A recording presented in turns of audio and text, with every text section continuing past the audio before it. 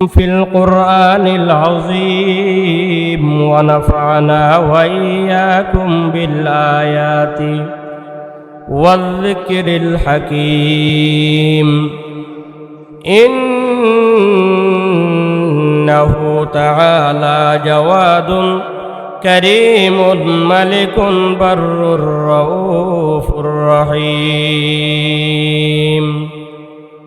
মহান আল্লাহ পাকের দরবারে অনাদি অনন্ত অপরন্ত শুকরিয়া আদায় করি, যিনি আমাদেরকে অত্যন্ত দয়া করে মেহেরবানি করে পর্যটন নগরী কক্সবাজার জেলার বাইতুল ইজ্জত জামে মসজিদ কমপ্লেক্সের বার্ষিক সভায় আসার জন্য বসার জন্য তৌফিক দান করেছেন।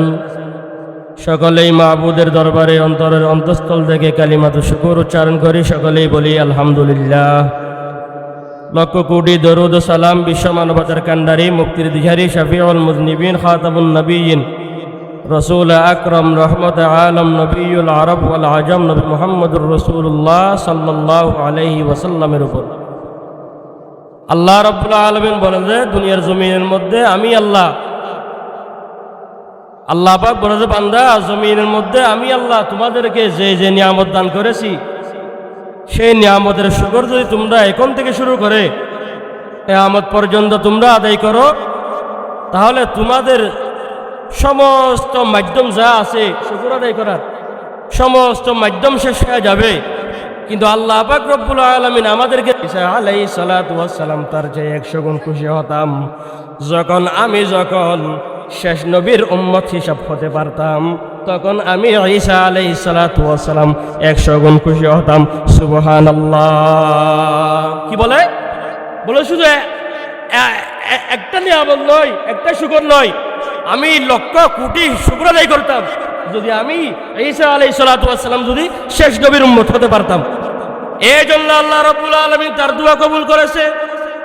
বড় যে কিয়ামতের আগে আগে ঈসা আলাইহিস সালাতু ওয়াস সালাম আবার জমিনের মধ্যে চলে আসবে আমাদের শেষ নবীর উম্মত হওয়ার জন্য।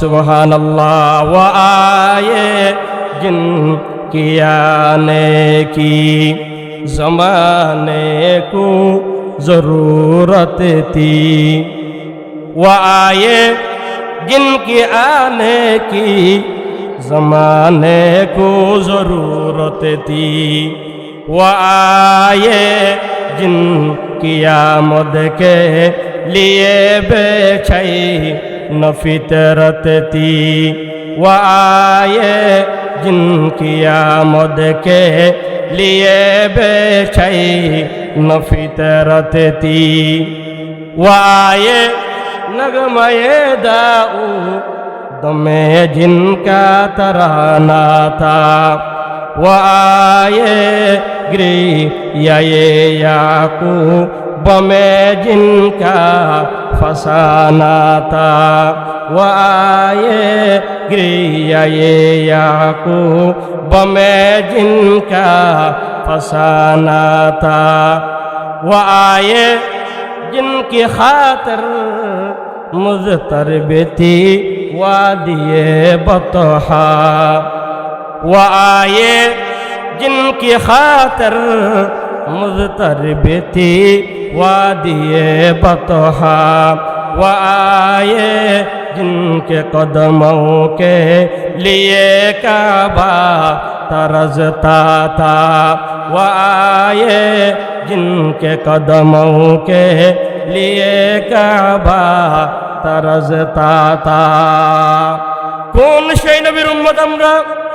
বলে যে দুনিয়ার জমিনের মধ্যে আমাদের একটা নাম আছে, কিন্তু কুরআনের মধ্যে তো অনেক নবীর নাম আছে। আলিফ লাম মিম ত সিন ত হা কাফ হা ইয়া আইন সদ, সবগুলো আল্লাহ বলেন যে নবীর নাম, নবীকে এরকম ডাক দিয়েছেন। কিন্তু মুকাদ্দামা বলেন যে আমার স্পেশাল 5টা নাম আছে। ঠিক কিনা বলেন? কয়টা নাম? বলে 5টা নাম আছে। ক্বালা রাসূলুল্লাহি, ভালো করে খেয়াল করেন, আমরা তো সব জানি, কিন্তু আজকে জানবো আমাদের নবীর যে 5টা নাম আছে সেগুলো আমরা জানবো। আল্লাহ পাকের নবী বলেন ক্বালা লি খামসাতু আসমাইন, আল্লাহ পাকের নবী বলেন যে ও দুনিয়ার উম্মত, তোমরা ভালো করে শুনে রাখো, আমি নবীর স্পেশাল 5টা নাম আছে। সুবহানাল্লাহ। এখন আমরা কয়টা জানি বলেন তো? আমরা কয়টা জানি? আমরা সর্বমোট 2টা জানি, মুহাম্মদ আর আহমদ। কিন্তু আজকে আরো 3টা নাম জানবো আমরা। আল্লাহ পাকের নবী বলেন যে আনা মুহাম্মদ। 1 নম্বর বলেন না, আনা মুহাম্মদ ওয়া আনা আহমদ। 2টা জানি না? আমরা 2টা জানি, আনা মুহাম্মদ ওয়া আনা আহমদ, আনাল মাহি। 3 নম্বরের মধ্যে কি বলেন না, আনাল মাহি। 4 নম্বরের মধ্যে আল্লাহ পাকের নবী বলেন আনাল হাসির। 5 নম্বরের মধ্যে বলেন আনাল আকিব। 5 নম্বরের মধ্যে আনাল আকিব। এখন তো আমরা মুহাম্মদ মারি জানি, আহমদ মারি আমরা জানি, কিন্তু আমরা তো মাহি মানি জানি না। আল্লাহ পাকের নবী সেটা অর্থ বলে দিয়েছেন, আল্লাযী আল মাহি আল্লাযী ইয়ামহুল্লাহু বিয়াল কুফরা। বলদা আমাকে মাহি কেন বলা হয়? আমাকে কেন মাহি বলা হয়? বলদা আমার কারণে আল্লাহ রাব্বুল আলামিন দুনিয়ার সমস্ত কুফর ধ্বংস করে দিয়েছেন। আমাদের নবীর কারণে কি কুফর শিরিক কমে গেছে। এই জন্য আল্লাহ পাকের নবী বলেন যে আমার নাম একটা আছে মাহি।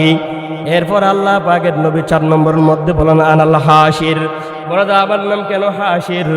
এইরকম এই অর্থ আল্লাহ পাকের নবী বলে দিয়েছেন, আল্লাযী ইউহশারুন নাসু আলা কদামি। বলে আমার নাম হাসি কেন? কিয়ামতের ময়দান মানুষ কবর থেকে উঠবে আমাদের নবীর সামনে। সুবহানাল্লাহ।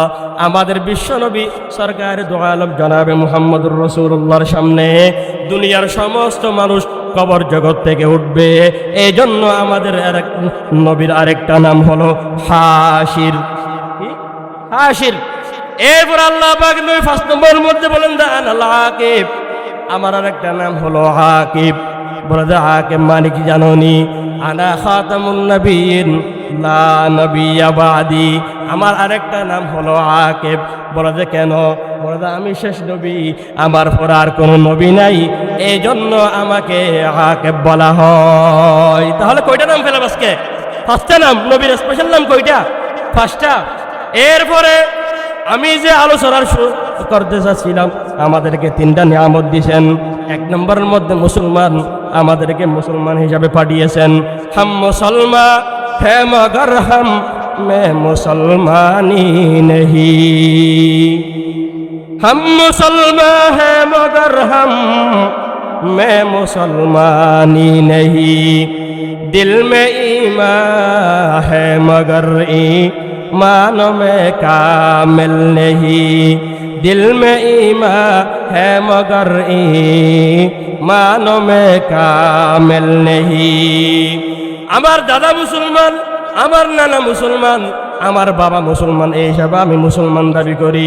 কাটি মুসলমান হযরত আবু বকর সিদ্দিক রাদিয়াল্লাহু তাআলা আনহুর মতো হতে হবে। কাটি মুসলমান হযরত ওমর ফারুক রাদিয়াল্লাহু তাআলা আনহুর মতো হতে হবে। কাটি মুসলমান হযরত ওমর ইবনুল খাত্তাব রাদিয়াল্লাহু তাআলা আনহুর মতো হতে হবে। আমি মুসলমান দাবি করি, কিন্তু আমি তো নামাজ পড়ি না। আমি মুসলমান দাবি করি, আমি তো কোরআন পড়ি না। আমি মুসলমান দাবি করি, আমি তো নেক আমল করি না। আমি মুসলমান দাবি করি, কিন্তু আমি তো ভালো ভালো দান সাহাবাত করি না। আমি মুসলমান তো দূরের কথা, আমার মতো নাফরমান জমিনের মধ্যে আর কেউ হতে পারে না। আমার মতো নাফরমান জমিনের মধ্যে আর কেউ নাই। এই জন্য 1 নম্বরের মধ্যে মুসলমান বানাইছেন, 2 নম্বরের মধ্যে আমাদেরকে সেই নবীর উম্মত বানাইছেন, 3 নম্বরের মধ্যে আমাদেরকে কোরআনে কারীম দিয়েছেন। মুসলমান কোরআনে কারীম কেমন কিতাব আপনি জানেননি? আল্লাহু আকবার। সূরা একটা কি আছে? সূরার আলহামদুলিল্লাহ, সূরা বাকারা না?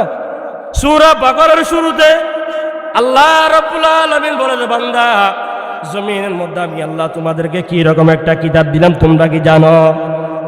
দুনিয়ার মানুষ বই লেখালেখি করে, দুনিয়ার মানুষ বই পুস্তক লেখে, কিন্তু বইয়ের মধ্যে লিখে দেয়